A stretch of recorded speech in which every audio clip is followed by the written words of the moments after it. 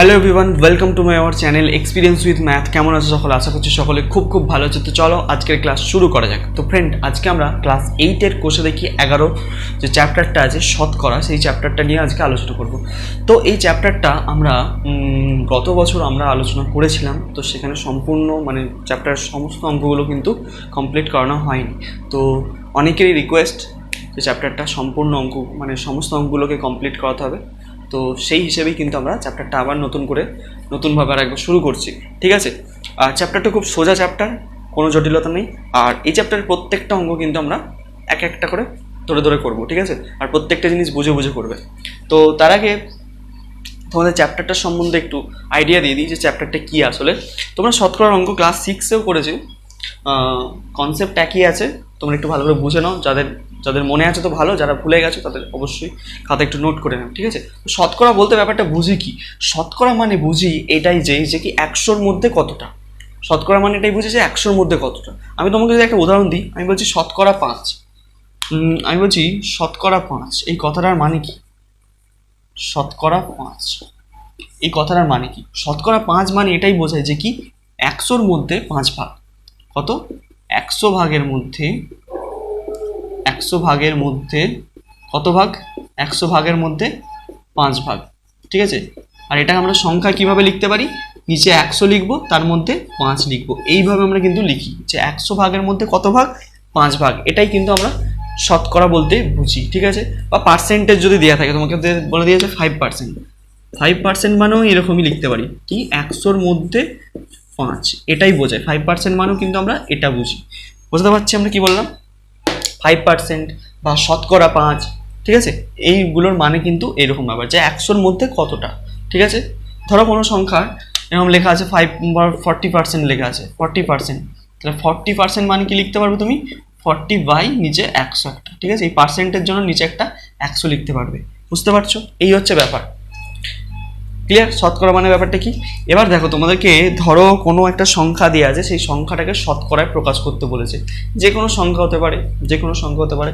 আমি ধরলাম, কি বললাম, তুমি একটা সংখ্যা লিখে দিচ্ছি 2.5।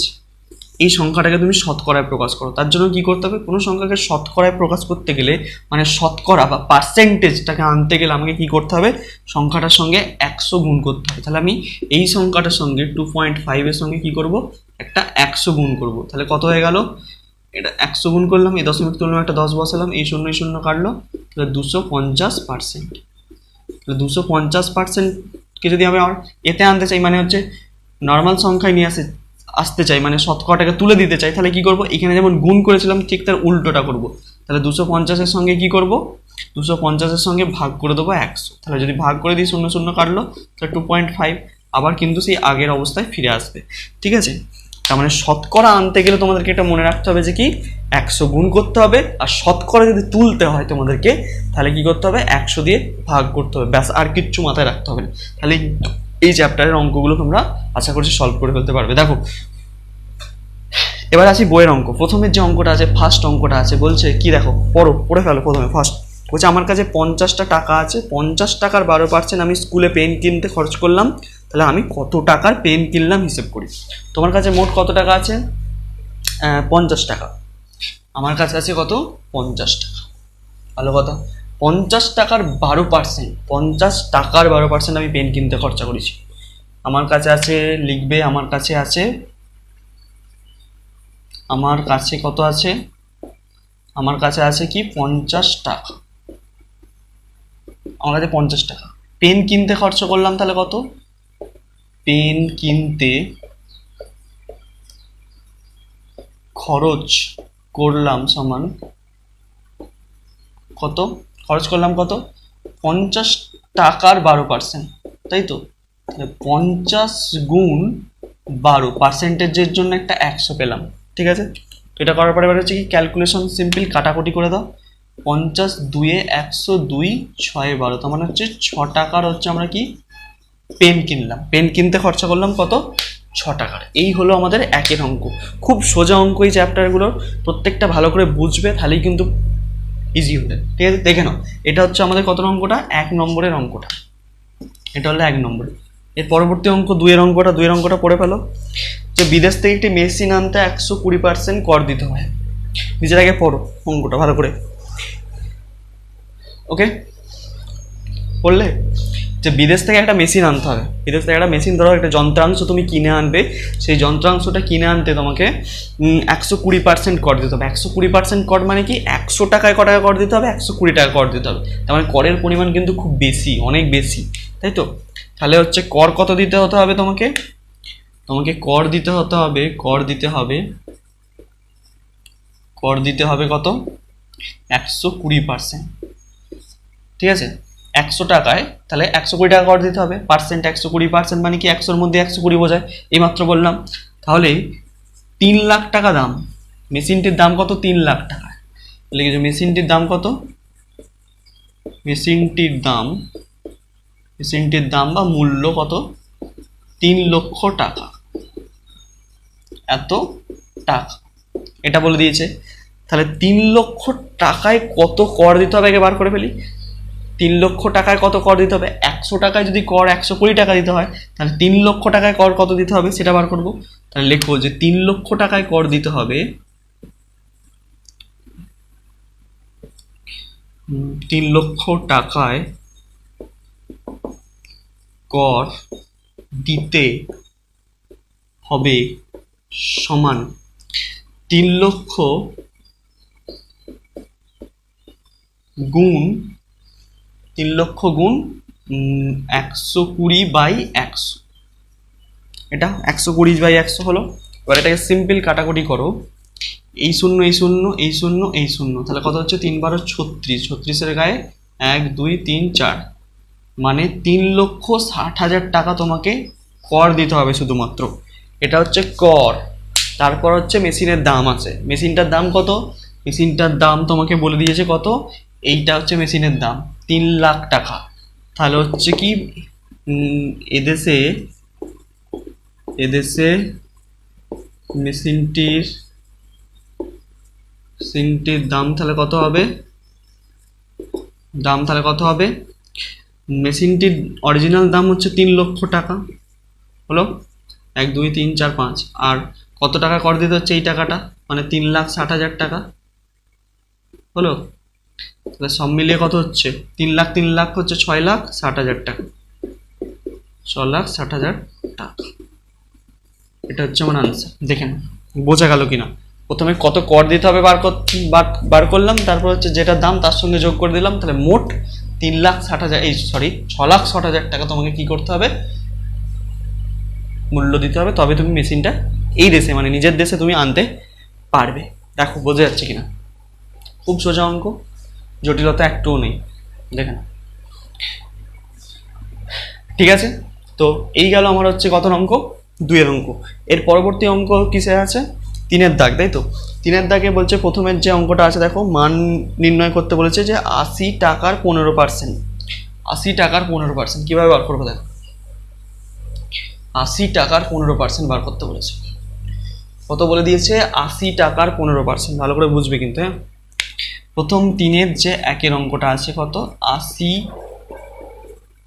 টাকার 15%, কিভাবে করবে এটা, সোজা ব্যাপার, 80 গুণ 15%-এর জন্য একটা 100 আসবে, তাহলে এই শূন্য কেটে দিলাম, ঠিক আছে। আচ্ছা কাটাকাটি করো, 5 2 10, 5 3 15, 2 4 8, 4 3 12 টাকা বেরিয়ে গেল।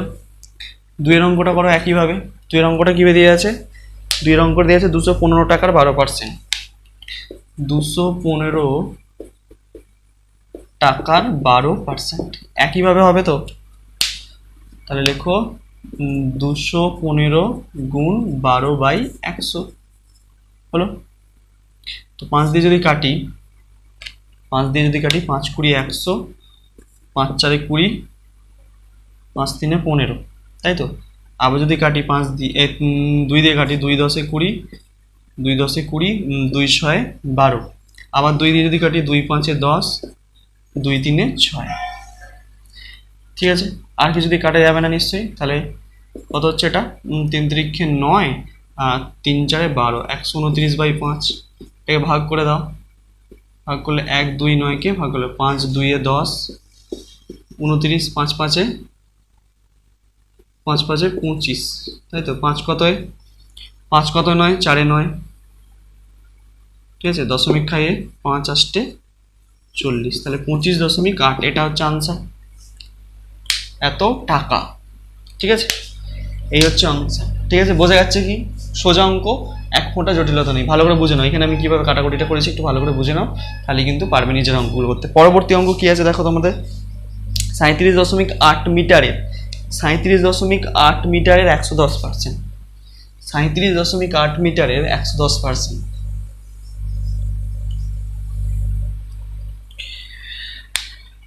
37.8 মিটারের 110%, এই হচ্ছে অঙ্ক। তো কিভাবে করবে?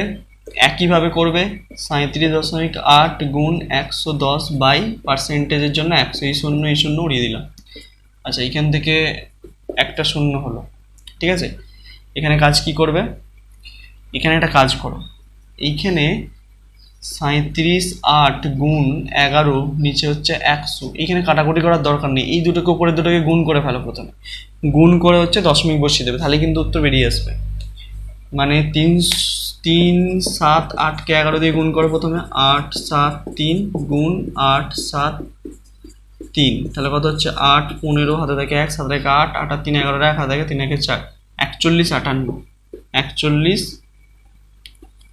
41 58 বাই 100, তাহলে কটার পর দশমিক বসবে? দুটোর পর, তাহলে 41.58, এটাই আনসার। বোঝা গেল?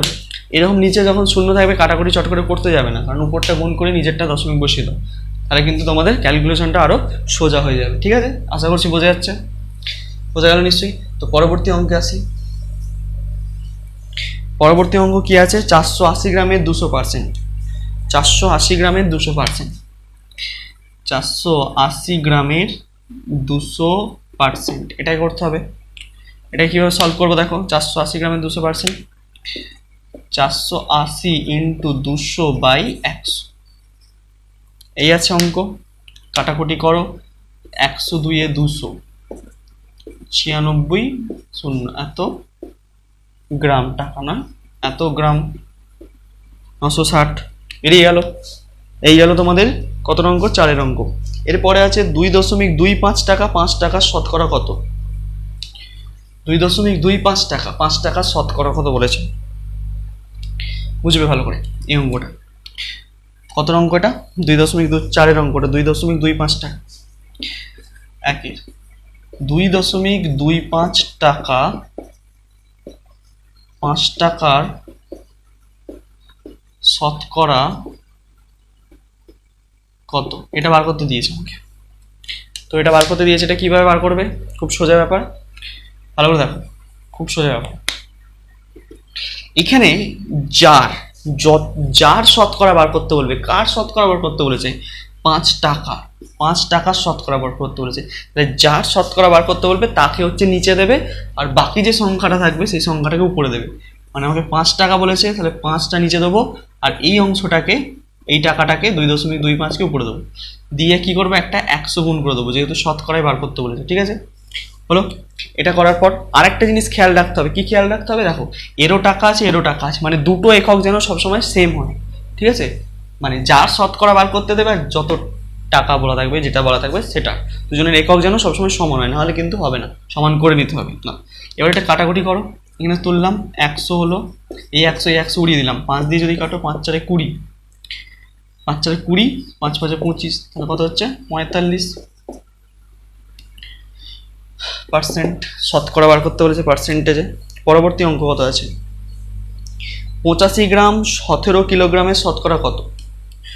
85 গ্রাম 17 কিলোগ্রামের শতকরা কত? 85 গ্রাম 17 কিলোগ্রামের শতকরা কত?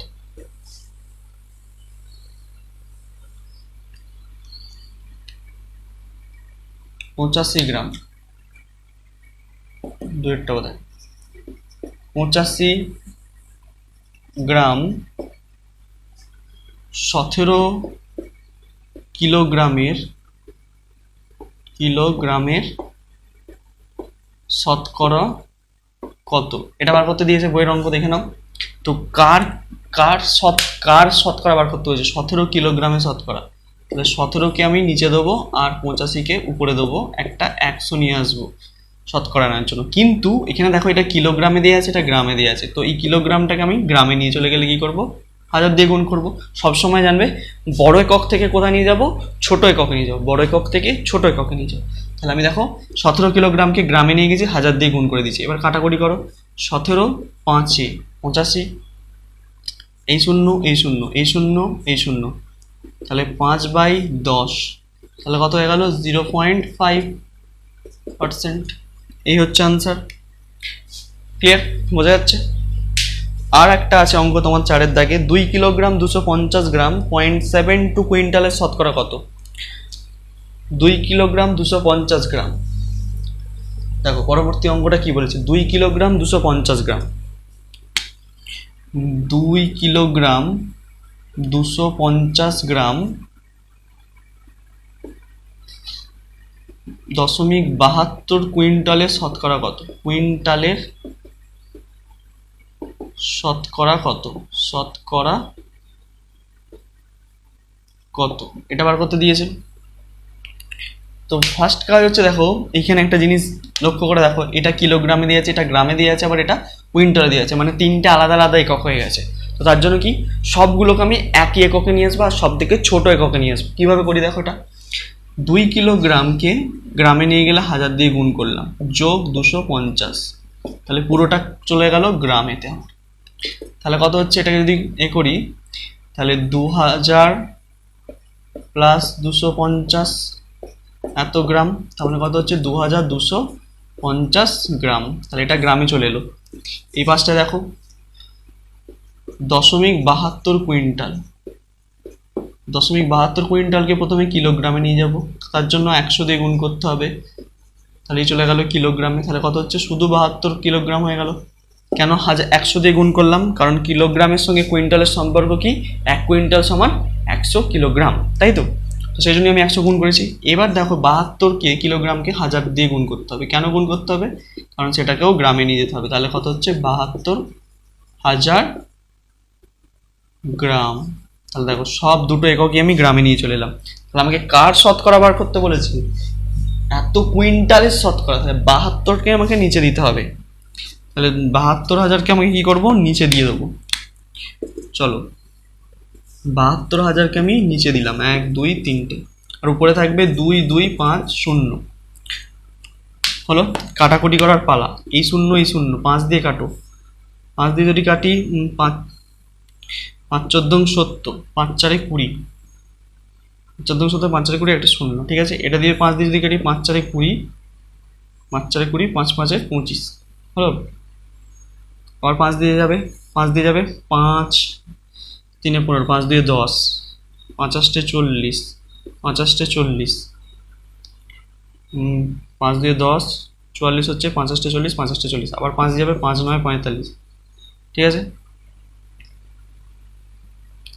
3 দিয়ে কাটা যাবে নিশ্চয়ই, এটা আর 16 17 18, 3 দিয়ে যাবে, 9 দিয়ে কাটা যাবে, 9 দিয়ে যাবে, 9 1 কে 9, 9 1 কে 9, এখানে দেখো 9 3 9 27, 3 9 27, 9 2 18 32, কিন্তু এখানে একটা 100 গুণ হবে, শতকরায় আনতে গেলে 100 গুণ হয়, তাহলে 100 দিয়ে গুণটা করতেই ভুলে গেছিলাম, আমি 100টা লিখেছি। এখনও কাটাকুটি যাবে, 16 32, 50 100, 4 16 2, 16 32 50, আচ্ছা 2 দিয়ে যদি কাটি 8 16, 25 50, তাহলে কত হচ্ছে আমার, তাহলে 25/8 বেরোচ্ছে। তাহলে 25/8কে ভাগ করে দিই, এখানে ভাগ করলে কত হবে, 8 8 1 8 8 2 16, 3 8 24, 3 8 24, 1 দশমিক খাইয়ে 0, 8 2 16, 16 4 50 40, 3.12 উত্তর। আমার কত উত্তর হয়ে গেল, তাহলে 3.25 অ্যান্সার। ঠিক আছে, এই গেল হচ্ছে তোমাদের আজকের ক্লাস। বোঝা যাচ্ছে নিশ্চয়ই, অঙ্কগুলো খুবই সোজা আছে, তোমরা বাড়িতে প্র্যাকটিস করবে। আর কোথাও যদি অসুবিধা হয় অবশ্যই কমেন্ট সেকশন এসে ভুলো না, ঠিক আছে। নেক্সট দিন হচ্ছে আমরা পরবর্তী যে অঙ্কগুলো আছে সেগুলো নিয়ে আলোচনা করবো। তো এত মন দিয়ে পড়তে থাকো। All the very best.